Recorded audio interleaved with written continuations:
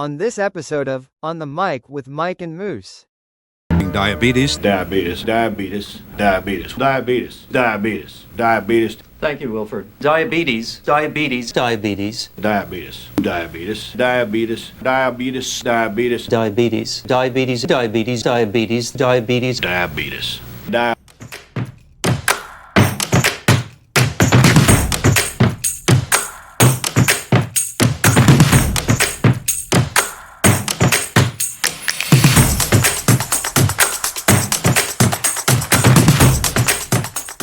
What's up, everybody? What'd y'all think about that introduction, Mike? What'd you think about that introduction, Mike?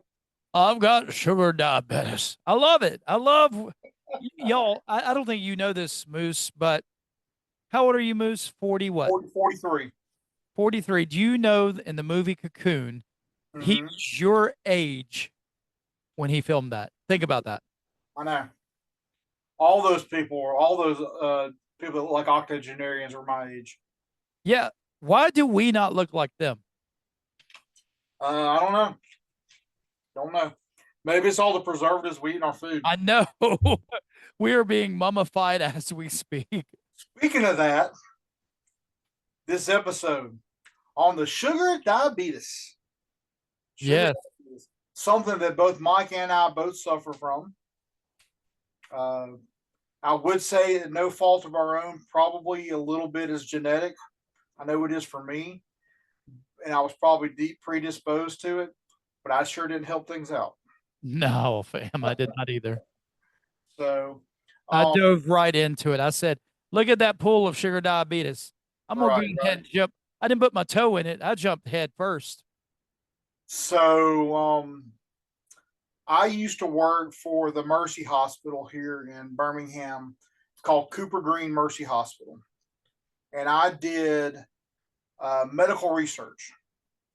And one of my jobs was to recruit patients to come in and do interviews with them. And we were going to make a DVD, and we did make the DVD to see if we could get people who had controlled their diabetes and their blood pressure, by listening to other people. Because a lot of times, especially when it comes to medication, when I think about like blood pressure medication, a lot of times you'll hear people say, "Well, I didn't take my blood pressure medication today because I didn't have a headache, or I didn't have and that's where people run into a lot of problems. Whether it's cholesterol issues, I have severe GERD issues, so I have real bad reflux. Hypertension, high blood pressure, diabetes. People are not consistent enough with their medications.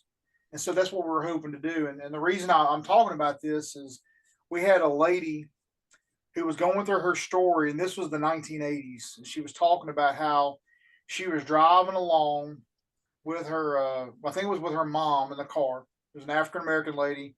At this point, this is like 2007. And so she's probably around 50. So this is in her 30s when this happened, and she's driving along, and she ends up blacking out and waking up on the side of the road. No accident or anything like that, but her car's just stopped, and her mom's like shaking her to wake her up. And she goes, "What's wrong with you? What's wrong with you?" And she goes, "I don't know. I'm just real tired and all this stuff." And she goes, "I've been getting up at night and going to the bathroom, 3-4 times a night, and all this kind of, and just giving all these symptoms." And her mama, who I'm assuming was born in the 20s or 30s, said, "Child, you got the sugar diabetes." And I was like, "If that ain't Alabama." Yes. And I can say that, and I can also say that Mike pretty much grew up in Alabama because he's from the Panhandle. He grew up in the Panhandle. Oh yeah. And in Mississippi, which I mean, it's the face that looks away from Alabama. Right. But the mirror image, right? Yeah, we said the sugar diabetes, or we said they got the sugar. They got the sugar. Or the sugars, kind of like sugars, Walmarts. Like people have to say the Walmarts is the sugars. The sugars, yeah. Or they go to Belk's. So yeah, right. Belk's is another one, yeah. So I thought this would be a fun one, but also a serious one, and fun Yeah. topic, but also a serious topic. Um, my grandmother. I remember my grandmother when I was about probably 7 years old. Her mother was dying, so it was my great grandmother. She was in her 80s at the time. This is the late 1980s, and my grandmother, very similar, blacked out. So my grandmother was born in 28, so she's about 60 years old. And found out, and then of course the next time I see her, she's sticking her finger, and I'm wondering what she's doing, and she's telling me she got the sugar diabetes and all this kind of stuff. And then 25 years later, my dad, he's like you, uh, take this, turn this label from being black to white, which is the regular Coca-Cola Classic. Yep. And my dad would drink his Coca-Colas. He was going to drink his Coca-Colas, and it Oh, yeah. could be 6, 7, 8 a day. My dad loves stuff like rice and bread and pasta and all these carbohydrates. And so my dad's now 60, in his late 60s. So I think for about 15 years now, he's had diabetes. Um, but what was crazy is my dad graduated high school at 155 pounds. Oh, wow.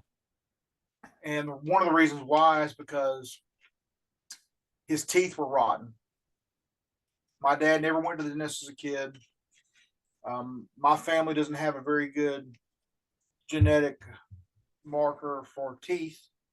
And so my dad's had false teeth on the top of his mouth since he was 17 years old. As soon as he got his teeth pulled out and all that bacteria, the periodontitis or whatever it's called, he put on so much weight because he was able to eat regularly. His blood wasn't infected. And my dad he went to the Navy and he won the athletic award. Yeah. Navy, because he had ballooned up after his false teeth came through, and he won the athletic award because he lost the most weight. So Oh, wow. he put on a lot of weight, and then he had that weight to lose. And so I knew that I probably was predisposed to having diabetes. And even though I knew that, I never took any precautions to do that. Now, when I was 15, 16, 17, 18 years old, I'm working out 4 times a week. I'm weighing 240 pounds. I'm not ripped, but it probably wouldn't have taken much for me to learn how to eat lean and focus on groups. And I probably could have had a pretty decent, build physique. But I was 6'2", 240 pounds. I mean, I was throwing up 300 plus pounds on the bench press, squatting over 450 pounds. I was running. And then I got to college, man. I'm working for UPS, that early morning shift, 3.5 hours, 4 hours of workouts. And then I quit. And my last semester of college in 2004, I put on 35 pounds. Oh, wow. And so I went from about 250 at the age of 22 years old to when I turned 23. I turned 23 the week I graduated from college. I weighed 285 pounds. That's because I quit moving, I quit working out, and I did what a lot of other college students did. I went out on Tuesday night and drank a pitcher of beer. Yeah. And so from that moment, 285 pounds, 23 years old, that's 20 years ago, a little over 20 years ago. I've been below 285 pounds one time. Wow. And my weight, I got up to 351 pounds. That was my heaviest. And I was in denial. I don't have diabetes. I don't have diabetes. I don't have diabetes. And when you go to your doctor's trying to push you in the right direction. They don't want you to. It's not like it's a deathly issue like right then and there, but they know that if you continue on, the the same path you're going on, you're going to end up with a deadly situation. Yep. Um, Finally, I gave in. I said, okay, what do I need to do? My A1C, the first time that I said that I acknowledged that I had diabetes was 6.5, which is not horrible, but I had been teetering in that pre-diabetes 5.9 to 6.1 for a while there, and then next thing you know, that 6.5 highest I've ever been with diabetes because, unlike a lot of people, I knew the consequences of it. Am I still good? It just said I'm unstable. It went out for a second. Okay. Yeah, I'm sorry. Sorry about that. We're having some connection problems, and I know this is going to be on our podcast, but I want to let everybody know in case there's a lapse. But unlike a lot of people, I worked in the healthcare field, and I understand that if you don't take care of something like diabetes, it can spiral really quick and out of control. So, my doctor and I had actually spoken about Wegovy prior to me acknowledging that I had diabetes. Yeah. But my insurance does not cover Wegovy. And so there was nothing I could do about it. And so after about 3 to 6 months, something like that, after that, that's when I went back, had my labs checked, and I had an A1C of 6.5. And so at that point, I said, all right, what do we need to do? And so we got on metformin, which I think everybody gets on metformin. Yes. He told me that metformin would probably stabilize, but if I felt like my blood sugar was getting too low too often, to let him know, and then he would get me on either Ozempic or Manjaro. And there was, of course, there's the side effect, the good side effects for us that have been on that is the weight loss that comes with it. Yes. And so I guess about 2 years now, I guess around 2 years now, I've been on Manjaro less about a month and a half when I was having some issues with my GI tract and I had to have a colonoscopy. I've been on Manjaro ever since, and it's been a godsend.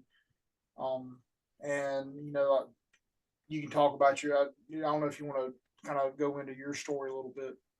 Oh yeah. Yeah. Well, my biological family don't know too much about their medical side, but my adopted family, which I know has no bearing on me medically, but watching what happened with my dad, he had diabetes and basically died from complications of that and cirrhosis of the liver. So his was drinking and overeating, even though he was never a big guy.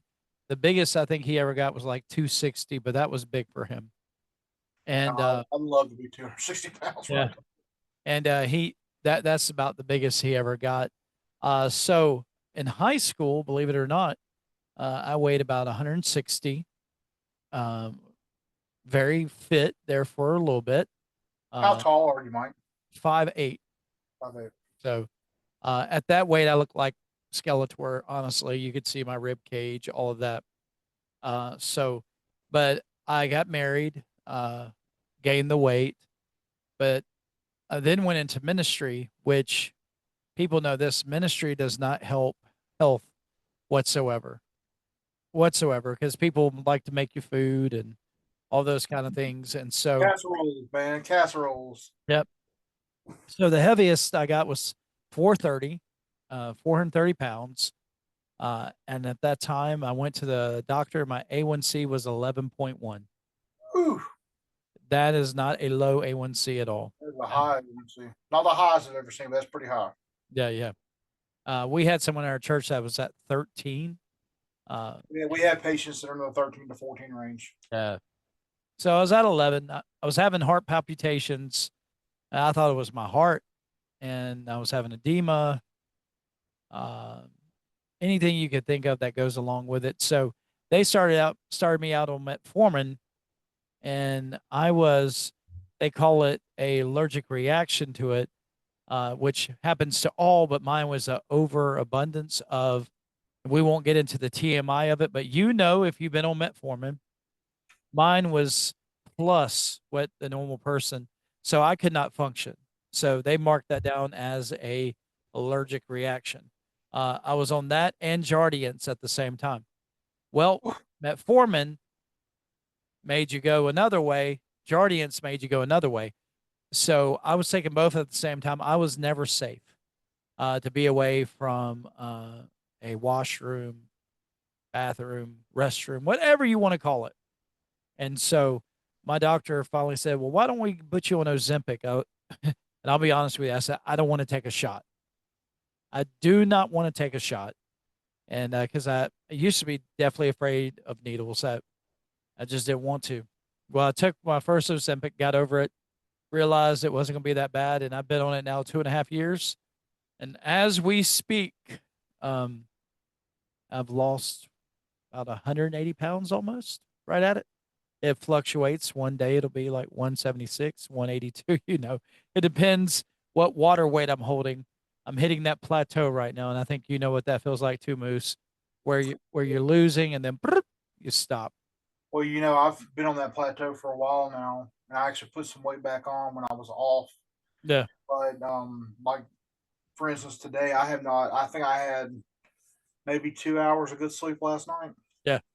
and I finally feel that my medication, this Manjaro that I'm on, is getting to is becoming effective again. Yeah. Because I have not had anything to eat today, and I feel if I have anything to eat, I might get sick. Yeah. And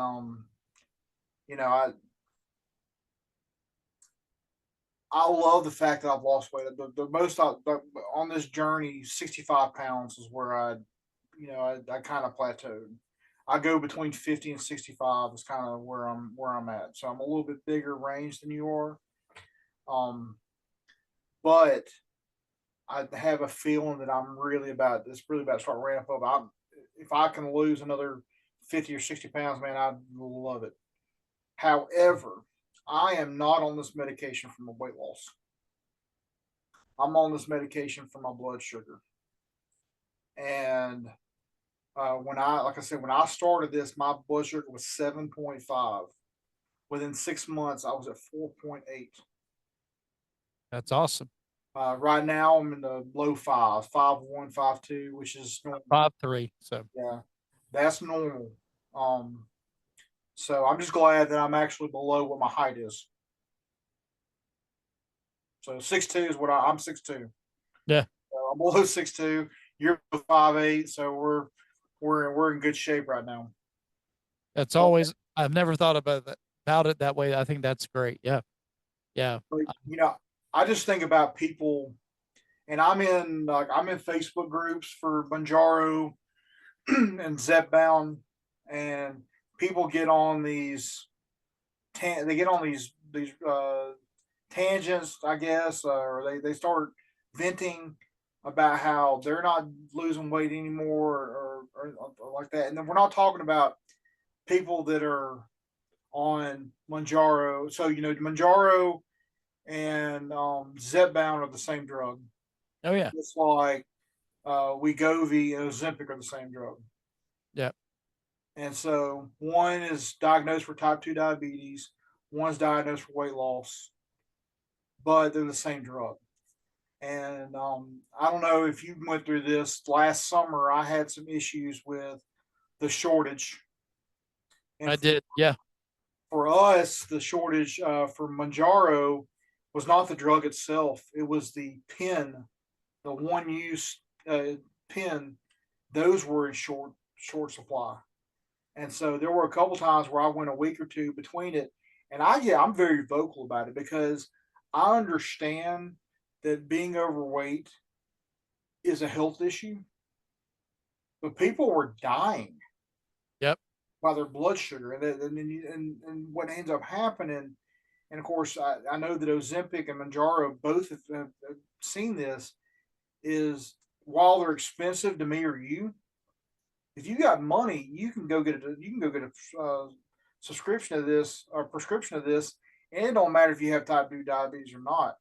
if you can Yeah. pay the cash, they're gonna sell it to you. Exactly. So that's what was happening is celebrities were getting on this trend of I'm on the Ozempic diet or I'm on the Manjaro diet. And so that was also an issue because people realized that for $1,200 a month, they could lose, 40 or 50 pounds. You all right? Just yawning. I really hope that this changes my video so we can get all that kind of stuff. So when I'm talking, I can see you yawn on the video. Oh my goodness. Y'all, and it's not because Moose is just like Moose last night. I didn't get much sleep either. So Yeah. So the yeah. So MJ was keeping me up, and I'm not talking about Mary Jane, y'all. Okay. so you said you were on Ozempic. Are you on Manjaro now? Manjaro. I've been on Manjaro now. I started on Manjaro, went to Ozempic, went back to Manjaro. I will say this: Manjaro is the real MVP compared to Ozempic. Ozempic will take the food; it will slow down the gut, right? Mm-hmm. Manjaro will slow down the gut and take the food noise away most times. Yeah. Sometimes you have to go up and me and you just went up in our dosage. This will be my first week going up to 12.5. Oh yeah. Yep. So So it's and that's what I'm on too, 12.5. Yay, we're on the same. And so it will, like with us, my my kids laugh at me, my family. Uh I've been in a public place and actually had to burp and they thought somebody had died. yeah. Well, It was that's Jessica is constantly going around the house like this. oh yeah.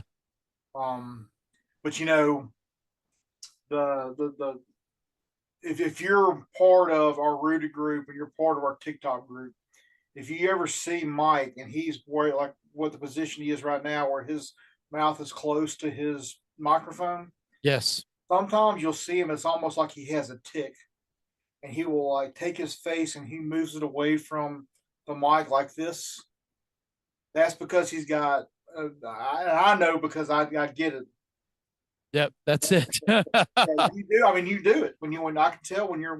Oh yeah, when I'm live and I'm like, "Whoop." But kind of getting back onto the subject, diabetes. And Diabetes. Say it right. this goes for any of the comorbidities that you may have. So if you have high cholesterol, if you have high blood pressure, if you have the diabetes, if you have the sugars, you got to get that taken care of. Yeah, you do. You can joke about it all you want. We can make all the Wilford Brimley jokes. We can put a mustache and hat on ourselves through whatever Photoshop or Canva or whatever Yep. you want to. You can make jokes about it, but it's a serious condition. It is. And I see this all the time with our patients that they don't give their bodies enough time to adjust to their medications. Nope. Now, with Manjaro, I don't know if my body's ever going to adjust completely because I've gone from one extreme to the other with my GI stuff. Yeah. I don't want to get into that, but I've gone. But with metformin, stuff like that, stuff that has these types of side effects, your body adjusts to it. And so you may have that diarrhea. Essentially, I know I don't want to get too graphic about it, but usually when people get on metformin, the diarrhea is the number one side effect for it. And we see it all the time. Yeah. And then after that one or two times of taking it, people will stop taking it because they don't want the diarrhea. Which I understand. Don't get me wrong. I understand this. However, if you stay on it long enough, and I'm not talking about like 2 months, I'm talking about like 2 weeks, your body should adjust and those symptoms should subside. That's just usually how it goes. I'm not a doctor. I'm not telling you how everything works or how your body works. But what I'm saying is just in my experience, that's how it is. And so what happens is people will either stop doing it and they'll quit taking it because they have diarrhea and they don't want to go through that, or they'll take it for a few days, and then they got something they're going to do, and so they know they don't really want to be, like you said, tied to a restroom, and so they won't take it for a day or two, and they go back on taking it, so the body never fully adjusts, and it's like you're resetting your body every single time. Yep. And so diabetes, in regards to stuff like Wegovy, Trulicity, Ozempic, Mounjaro, Zepbound, whatever it is, the weight loss is great. I am happy. Oh, yeah. I am happy that you lost 180 pounds, Mike, because I know how it feels now. Even now, I'm 6 inches taller than you. Yeah. So if I was your weight, because I know you weigh less than I do, I would look a lot different and feel a lot different than probably what you do. So, you probably ideally would like to get down to about 200 pounds being 5'8". That's it. 200, 220. The high end 220. My goal is 200. Yeah. 220, I know I would live to at least possibly 80, hopefully. So I'm 6'2". If I get down to 240, I would be ecstatic. Yeah. I would be ecstatic. However, that to me is not as important as making sure that my blood sugar is under control. Yep. Because you got to think about I don't want to be blind. Yeah. High blood sugar leads to blindness. Yeah. Blood sugar. So if you have uncontrolled diabetes, so if Mike, when he had 11.5 or whatever it was that he had when he was diagnosed and started his treatment plan, at that rate of essentially what it is, that's a percentage, and it tells you what your average blood sugar is. I don't know what the average blood sugar is for 11. I'm gonna look and see while you're saying it. But for me, I want to say when I was 7.5, my average blood sugar was between 170 and 190. The normal is fasting is between which is around 100, like 90 to 110. So at 11.5, you're probably looking at average being 250 to 300, I would guess. I'm checking it right now. Here we go. It's going to tell me right now. That would be an average of. That did not help whatsoever. It did not do it right. So I'll look at it later. Yeah, but I would say it would be in the 400s. Yeah. Now, so you're At way the low end. At the low end. You're way. Let's see. Let's see. It's the one time Chat GPT failed me. Boo. Right. It does not say. So Anyway, I would say it's up there in the 400s because when you got that, here's some of the things that can be complicated. Here's some of the complications. So, and I tell people all the time, because I run a controlled diabetes. Yeah. If you have uncontrolled diabetes over that, your blood does not work correctly. Okay. Does not. And let's just say you're cutting your toenails. And as you're cutting your toenails, you nick the skin around your toe. Yep. Okay. Your toe becomes infected and it will not get better. Before you know it, it turns to gangrene. It becomes gangrenous. Yep. And then you're in the hospital. And then you're possibly going to lose your toe. And, God forbid, it may not just be your toe. It may be all your toes. It may be your foot. It may be below the knee. It may be mid-thigh. That's the kind of issues that you run into when you have uncontrolled diabetes. So that's just that's why, I'm taking Mounjaro. I'm doing it for my numbers. And those numbers, when I say my numbers, my blood sugar, I'm doing it for my A1C, and I want to get my numbers down. Yeah. If I lose weight in the process, that's great. That's awesome. So that's that. I mean, that's what I got to say about that. But I wanted to talk about this because I think a lot of people will say I have diabetes. Is that a GoPro? It's a light. I'm just playing. My ADHD is I'm fiddling. I'm fiddling. So I need to get you some fidget spinners. So, yeah, this is a little thing I got the other day. It's really nice. So, Good deal. But I think people will say, "I have diabetes. I have diabetes. I have diabetes." But what does that mean? yeah, I'm somebody that's in the medical field. While I'm not a doctor, I'm around it enough. I can have a good conversation about diabetes. Yeah. But a lot of people can't. And so my dad can tell me that he has diabetes. My dad can't explain what an A1C is. He knows the numbers are high. He knows that means the sugar's up, but he doesn't know the full story about it. yeah, And so I think it's good to have conversations like this for people who have diabetes and kind of need to know almost like the theory of why they should control it. yeah. The Did you see the studies with Manjaro and Ozempic that not only is it bringing the A1Cs down, but the reports of people who have heart disease, that after taking it, their everything gets better, like as far as cholesterol. Did you also know that it's now being prescribed for sleep apnea? So the studies show with Ozempic and Mounjaro that the heart disease rate goes down after taking it. Also, they have the FDA. Now, this is the FDA. This isn't some holistic, thing, which I believe in holistic medicine. So don't come after me. Uh, it's not that what they're saying is that they are now prescribing it for sleep apnea, believe it or not. And so now you can get your PA from your doctor to cover it for. If you don't know what PA means, Moose knows what PA means. Prior authorization. There you go. You can get your PA to cover it for heart disease now. They're trying to push that one even more, sleep apnea and diabetes. Yeah. So, Well, I mean, it's a miracle. It's a miracle drug. Don't get me wrong. It's a miracle drug.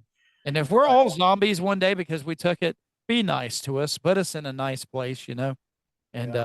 we promise we won't bite hard.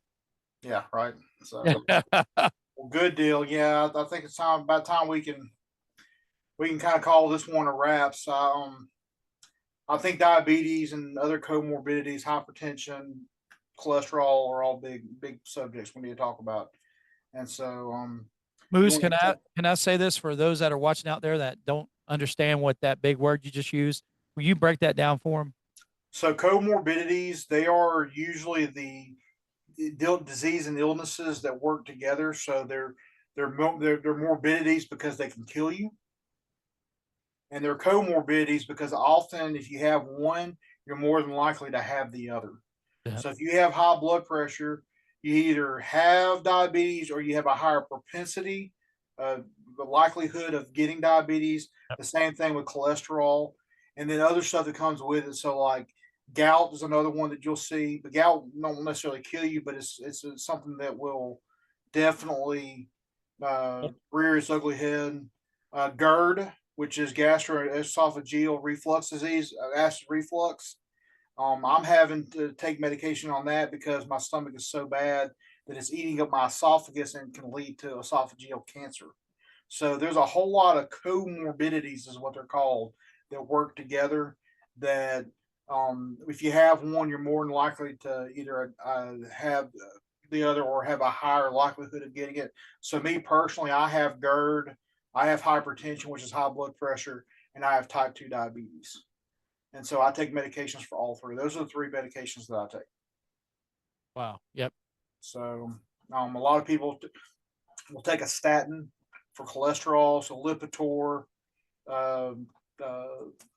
trying to think of some of the other.